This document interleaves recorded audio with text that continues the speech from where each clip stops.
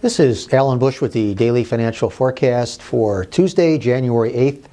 Stock Index Futures seeing some gains currently, and I think a lot of this, in fact, it is almost primarily due to the better feeling to the U.S.-China trade talks. That seems to be dominating all of the financial markets today.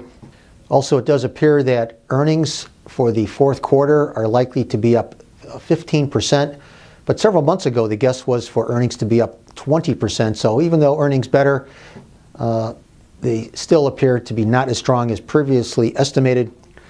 Also, we do have the ongoing geopolitical issues, namely the trade situation, as a negative overall. Ultimately, that will be dominated by the still low global interest rate environment.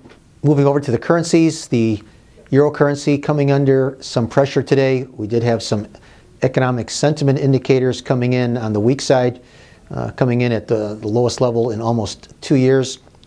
Interest rate markets seeing some pressure as flight to quality longs are liquidated, once again in light of what appears to be a better tone to the trade talks between the U.S. and China.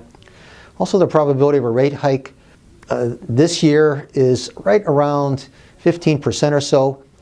Some talk of a rate cut, actually, so there's a lot of confusion, a big divergence of opinion.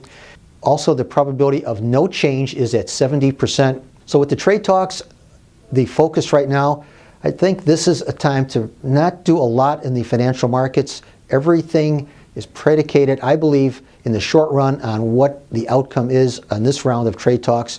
But longer term, it still appears that the credit futures markets are headed higher, especially the bonds. And longer term, it still appears higher for the precious metals, both gold and silver. So good trading, everyone. Once again, remember, these are my opinions alone and are not the opinions of ADMIS or Archer Daniels Midland.